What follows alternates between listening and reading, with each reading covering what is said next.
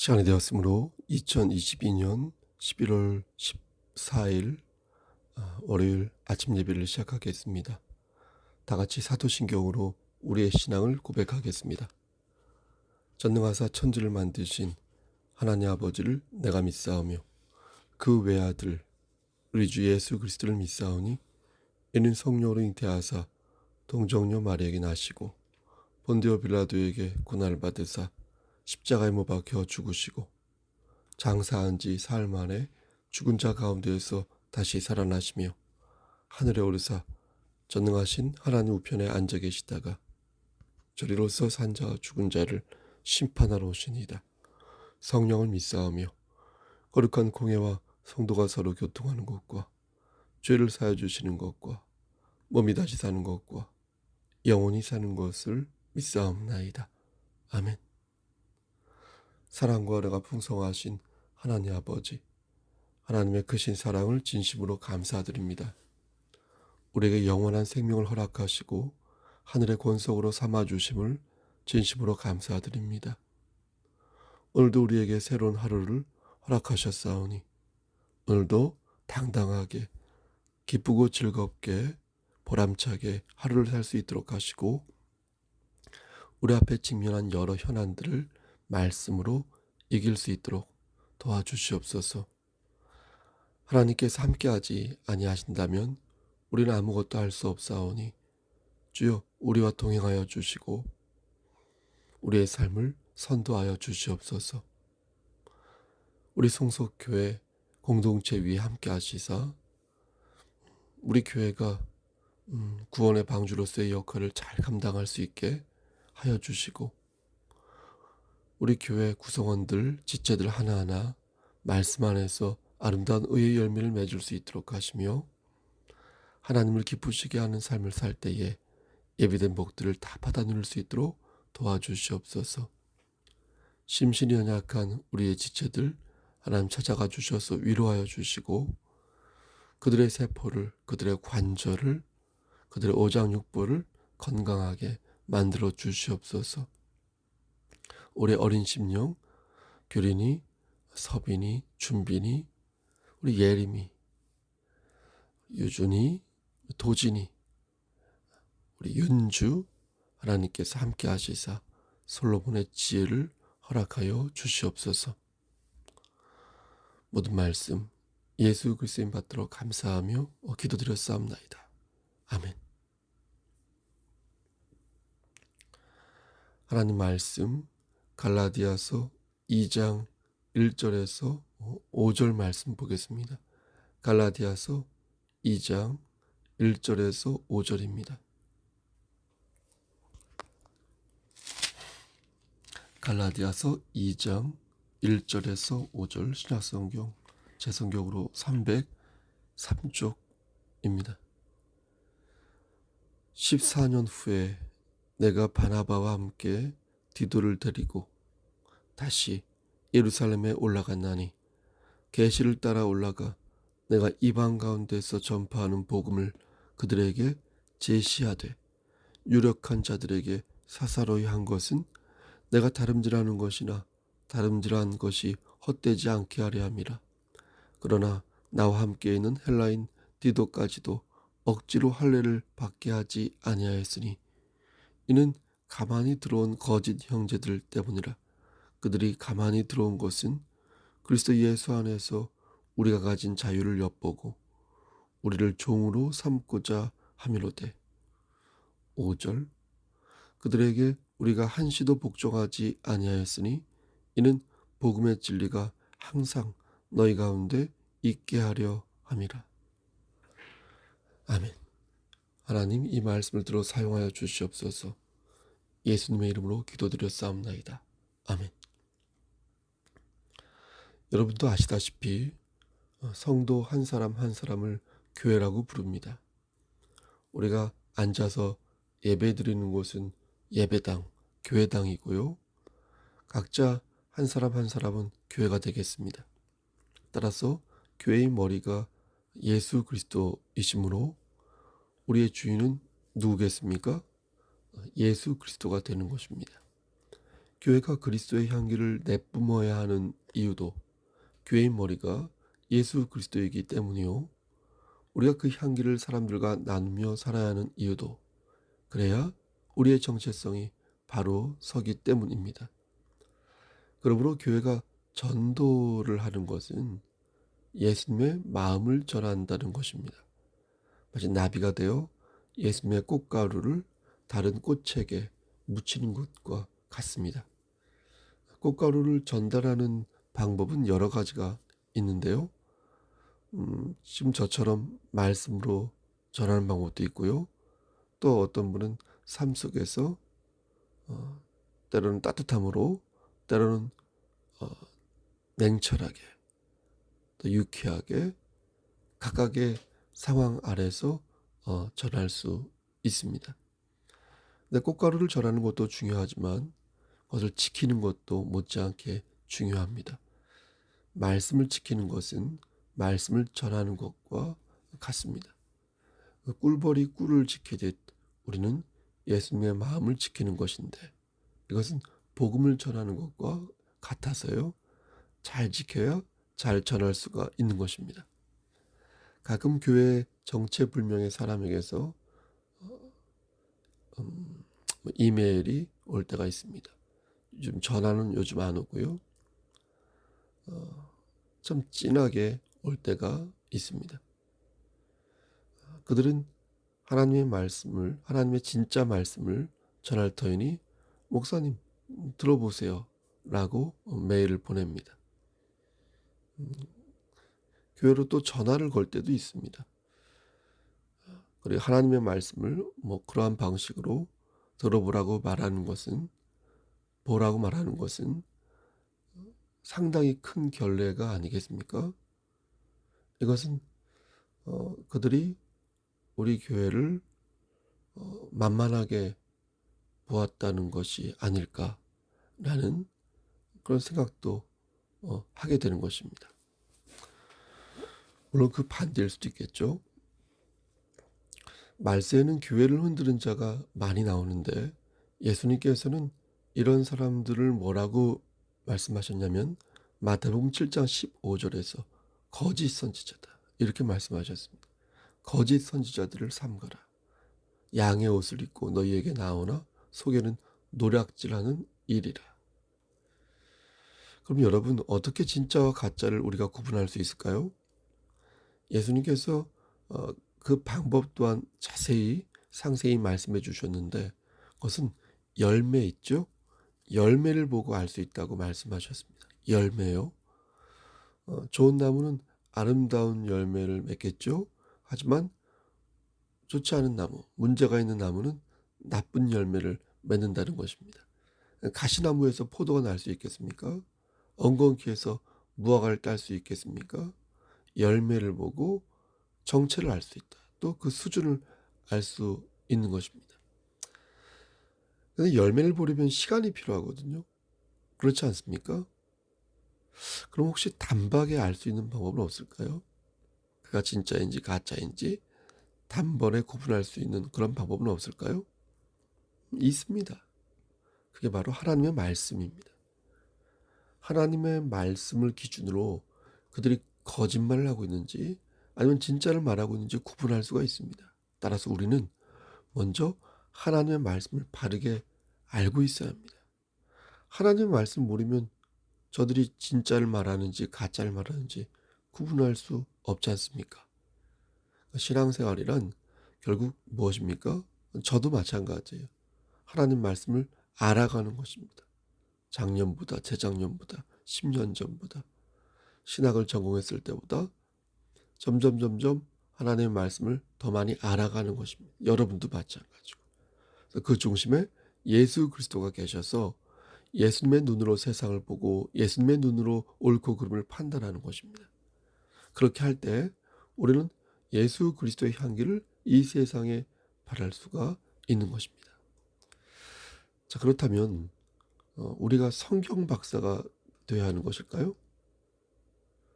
그래서 정말 원어도 잘 알고 단어도 술술 다 외워서 기억하고 성경 박사가 되고 여러 가지 주석도 참조할 줄 알고, 예? 그런 지식인이 되어야 하나님의 말씀을 바르게 수호할 수 있을까요? 저는 그런 것이 아니라고 생각합니다. 우리가 잘 알아야 하고 또 때로는 많이 알아야 하고 정확히 알아야겠지만, 그렇다고 모두 성경 박사가 될 필요는 없습니다. 저도 뭐 성경 신학을 전공한 건 아니고, 신학적인 견해가 진리를 수호하는 데 도움이 될 수는 있지만, 필요하지만, 하지만 진리를 수호하는 데는 사실 몇 가지 기본적인 요소만 확실히 무정하고 있어도, 알고 있어도 가능합니다. 그럼 그 몇 가지 기본 요소의 내용이 무엇일까요? 그것은 매우 간단하면서도 명료합니다. 하나님께서는 이것을 10개의 계명으로 정리해 주셨고요. 또 그것을 예수님께서는 2개의 명령으로 정리해 주셨습니다. 10개의 계명이 무엇입니까? 그것이 10계명이라면 예수님께서 정리해 주신 2개의 계명이 무엇입니까? 하나님을 사랑하고 이웃을 내 몸과 같이 사랑하는 것입니다. 예수님께서 과감하게 10개의 계명을 2개의 말씀으로 정리하실 수 있었던 것은 앞에서 언급한 것처럼 하나님의 역사하심이 예수 그리스도로 갱신되었기 때문입니다. 여러분, 이거 되게 중요한 거예요. 예수 그리스도로 갱신되었다고요? 예수님 전까지는 우리가 율법 아래 있었지만 예수님이 오신 이후로는 은혜 아래 놓이게 되었다는 것입니다. 예수님이 창세전에는 안 계셨단 말이 아니라, 어떻게 그럴 수 있겠습니까? 예수님 하나님이신데요. 계셨죠. 창세전부터 성부 하나님과 성령 하나님과 함께 계셨지만, 성부 하나님께서 아들을 파송하셔서 은혜의 시대를 열게 된 것은 불과 2000년 정도밖에 되지 않았다는 것입니다. 그래서 예수 그리스도의 은혜 없이는 하나님의 구속사적 은혜가 설명될 수가 없으며, 그분의 은혜를 말하지 않는 사람은 결코 하나님의 교회요, 하나님의 자녀라고 말할 수 없는 것입니다. 설령 하나님을 사랑하고 이웃을 내 몸과 같이 사랑한다고 해도요, 예수님의 은혜를 믿지 않거나 폄훼한다면 그런 교회는, 그런 사람은 결코 교회가 아니고 양의 모습을 한 이리에 불과하다는 것입니다. 성경은 이런 자를 거짓 선지자, 거짓 교사, 거짓 사도, 또 거짓 그리스도라고 말합니다. 구약시대에 나오는 거짓 선지자는 참된 선지자의 대적자로 나옵니다. 예를 들면 예레미야를 체포한 마스울 있죠? 또 열왕기상 22장 6절에 나오는 400명의 거짓 선지자 있죠? 그런 사람들, 이게 참된 선지자의 대적자입니다. 신약 성경에는 앞에서 말씀드린 마태복음 7장 15절에 나오는 양의 옷을 입은 일이, 양의 옷을 입은 일이에요. 머릿속에 그림이 그려지시죠? 그리고 누가복음 21장 8절에 나오는 미혹하는 자, 바로 그것입니다. 특히 미혹하는 자는 예수님의 이름으로 와서 내가 그러라 하며 때가 가까웠다 라고 말할 것인데, 예수님께서는 뭐라고 말씀하셨습니까? 그 사람 따라가지 말라고 말씀하셨습니다. 따라가지 마라. 우리는 언뜻 생각할 때 이런 거짓 선지자들에게 넘어가지 않을 것 같죠? 어떻게 예수님의 사역을 부인하고 자신이 예수 그리스도라고 말하는 자의 말을 들을 수 있을까? 그들의 말에 현혹될 사람이 없을 것 같죠? 보이스피싱과도 같습니다. 있습니다. 여기에 기술과 공력이 들어가면 얘기가 달라집니다. 사기꾼들은 사람을 속일 때 기술과 공력을 넣지 않습니까? 길게는 수년 동안 그를 잡아먹기 위해서 공을 들이지 않습니까? 마귀에게 받은 사악한 능력으로 사람들의 마음을 흔들어 놓지 않습니까? 여러분 생각해 보십시오. 어떤 성도가 목사에게 안 좋은 소리를 들었습니다. 마음에 무겁겠죠? 마음이 불평이 생길 수 있습니다. 그때 마귀가 접근합니다. 평상시에는 끄덕없는 사람이 순간 흔들리는 것입니다.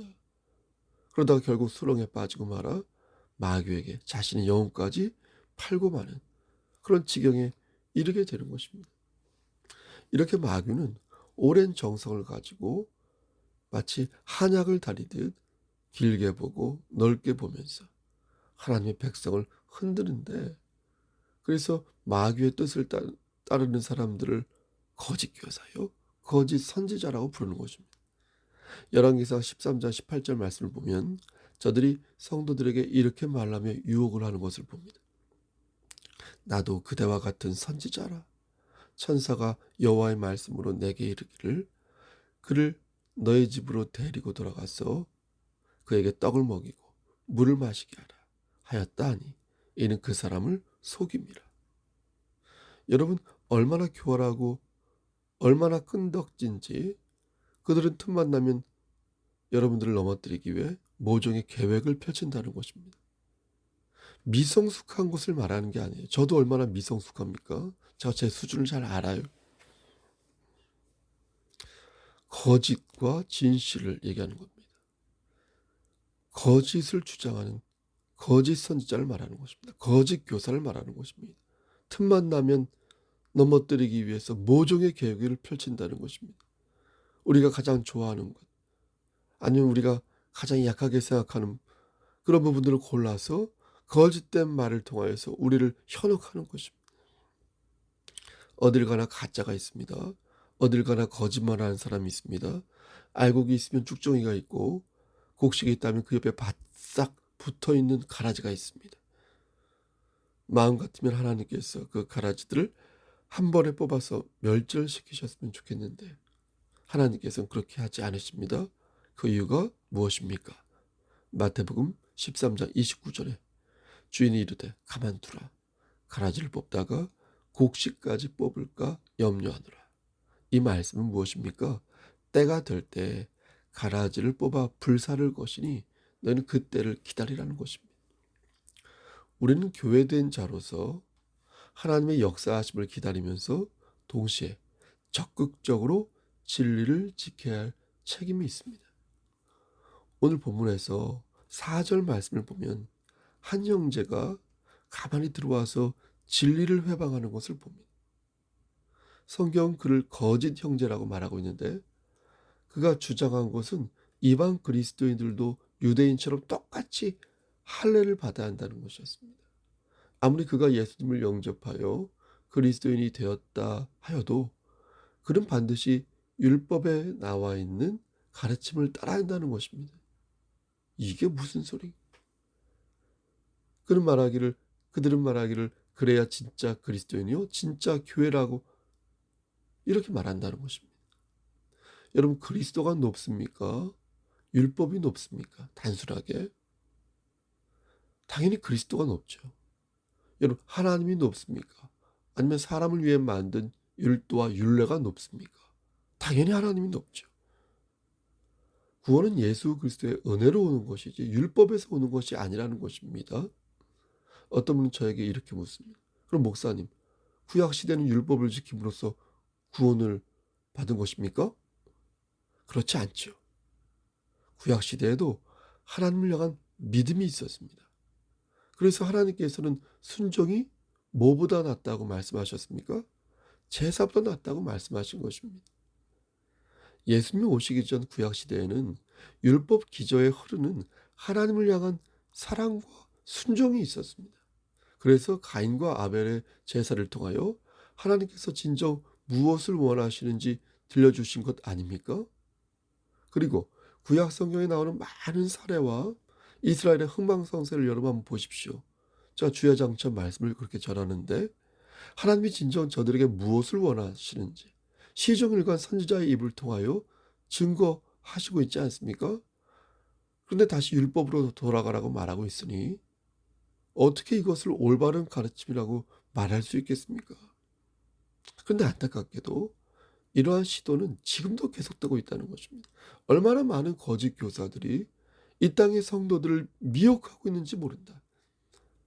여러분, 우리 송석교회 성도님들은 복음의 진리를 반드시 지켜야 할 것입니다.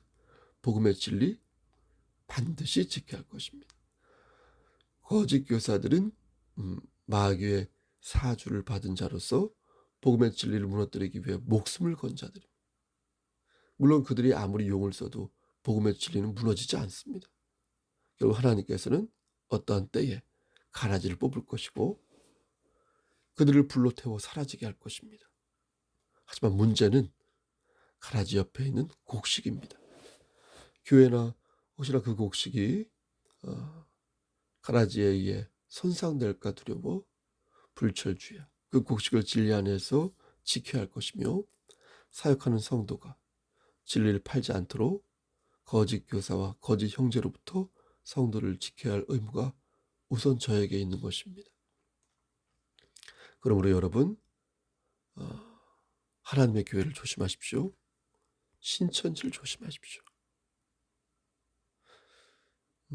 여호와 증인을 조심하십시오. 안식일 교회를 조심하십시오. 그들은 지금 백방으로 기성교회를 넘어뜨리기 위해 몸부림을 치고 있습니다. 특히 하나님의 교회는 이름만 하나님의 교회지 그 실체는 마귀의 집단 그 자체를 하겠습니다. 그들은 아시죠? 안상홍 씨를 하나님으로 믿고 있습니다. 안상홍 씨는 1918년 1월 13일 전북 장수군에서 태어났습니다. 그러다가 1985년 2월 25일에 뇌졸중으로 사망하였거든요. 하나님이라고 믿던 그가 뇌졸중으로 사망했어요. 그러자 사람들은 경악하였습니다. 당황하였습니다. 하지만 그들은 거기에서 멈추지 않았습니다. 그들은 어때요? 장길자라는 여성을 전면에 내세웠습니다. 그리고 그녀가 안상홍의 신부라면서 장길자 씨를 그리스도의 어린 양 안상홍의 아내라고 주장하면서 장길자 씨를 영적인 어머니로 선포하였습니다. 그리고 김주철이라는 남성을 총회장으로 세웠는데 그들의 정관을 뜯어보면 총회장은 어머니를 보좌하며 대외적으로 하나님의 교회를 대표하고 하나님의 교회를 운영하는 책임이 있다고 기록되어 있습니다. 다시 말씀드려서 김주철 총회장은 성령 안상홍 하나님께서 소위 그들이 말하는 세우신 총회장이며 성령의 안에 장길자를 보좌하는 대표자다. 이렇게 가르치고 있다는 것. 말도 안 되는 궤변, 거짓말. 그들은 어처구니없게도 예수님과 안상홍을 구별하지 못합니다. 요한계시록 2장과 3장에 나오는 새 이름을 예수님이 아니라 안상홍이라고 어처구니없게도 가르칩니다. 또 속아요, 많은 사람들이. 요한계시록 19장 7절과 21장 9절에 나오는 신부, 곧 어린 양의 아내를 교회라고 저는 가르치지 않습니까? 장길자라고 가르쳐요. 또 그들은 안식일에, 그러니까 토요일에 예배를 드려야 한다고 가르칩니다. 그들은 누가복음 4장 16절 말씀을 인용하면서 예수님이 안식일을 지키셨다고 말합니다. 근데 누가복음 4장 16절 말씀을 자세히 보면 예수님께서 회당에 들어가셨다라고 기록되어 있지 안식일을 지키셨다는 말씀 나와 있지 않거든요. 또 그때 예수님께서 회당에 들어가신 이유는 복음을 전하기 위해서 들어간 것이었지 안식일을 지키기 위해서 들어가신 것은 아니었거든요. 예수님은 그때 회당에서 복음을 전하시다가 사람들에게 죽임을 당할 뻔하였는데, 여러분, 예수님이 복음을 전하지 않았다면 이런 위험에 빠지지도 않았을 것입니다. 또한 구약의 모든 규례와 안식일은 예수님의 십자가에서 폐지되었습니다. 성경은 그것을 분명하게 증거하고 있는데, 여러분, 골로새서 2장 14절에서 17절 말씀을 제가 한번 읽어보겠습니다. 우리를 거스르고 불리하게 하는 법조문으로 쓴 증서를 지우시고 제하여 버리사 십자가에 못 박으시고 통치자들과 권세들을 무력화하여 드러내어 구경거리로 삼으시고 십자가로 그들을 이기셨느니라. 그러므로 먹고 마시는 것과 절기나 초하루나 안식일을 이유로 누구든지 너희를 비판하지 못하게 하라. 이것은 장래일의 그림자이니 몸은 그리스도의 것이니라. 여러분, 딱 아닙니까? 이 말씀은 거짓 교사들에게 경고하고 있는 것입니다. 뭐라고 경고하고 있습니까? 괜히 시비 걸어서 예수 그리스도의 사역을 폄훼하거나 왜곡하지 말라는 것입니다. 예수님께서 이전에 묵은 것들을 제거하시고 십자가로 승리하셨는데 왜 자꾸만 과거로 돌아가고 왜 자꾸만 율법으로 돌아가서 사람들을 구속하려 하는 것인지 지금 따져 묻고 있는 것입니다. 하나님의 교회라는 곳은 기성교회가 안식일, 그러니까 토요일에 예배를 드리지 않고 우리 일요일 날 드리지 않습니까? 주일에 예배를 드리는 것을 자꾸 따집니다. 그리고 그것이 콘스탄티누스에 의해 변경이 됐다고 주장합니다. 콘스탄티누스 황제가 있었던 때가 기원후 306년부터 337년까지인데 하나님의 교회는 주장하기를 이때 콘스탄티누스 황제가 토요일에서 일요일로 바꿨다는 겁니다. 당시 로마는 태양신을 숭배하고 있었는데 콘스탄티누스 황제도 그 영향을 받아서 비록 그가 기독교를 개종하였지만 그 영향 아래에서 예배를 토요일에서 일요일로 바꾸었다는 것입니다. 그것은 잘못된 주장입니다. 일요일, 그러니까 주일에 예배를 드리는 것은 콘스탄티누스 황제 이전부터 있었던 일입니다. 베드로의 후계자로 알려진 안디옥 교회의 감독 이그나티우스라는 사람이 있는데 이때가 기원 후 107년이었습니다. 예수님이 오신 후 이때부터 이미 예수님께서 부활하신 그 날을 기념하여서 일요일을 주의 날이라고 하여 일요일에 예배를 드렸습니다. 그런 기록이 있습니다.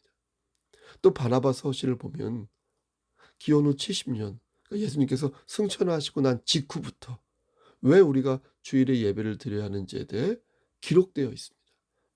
이런 것으로 보아 하나님의 교회에서 주장하는 기원 후 321년에 콘스탄티누스 황제가 안식일을 일방적으로 변경했다는 주장은 역사적으로 잘못된 것입니다.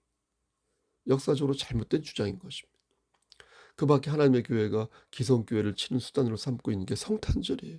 우리 다음 달 성탄절인데 그들은 말하기를 예수님의 탄생은 12월 25일이 아니고 4월 달 정도라고 말합니다. 그러면서 안상홍도 4월에 세례를 받았다고 이게 은근히 끼워 넣습니다. 그러면서 안상홍을 예수님과 이렇게 등치합니다.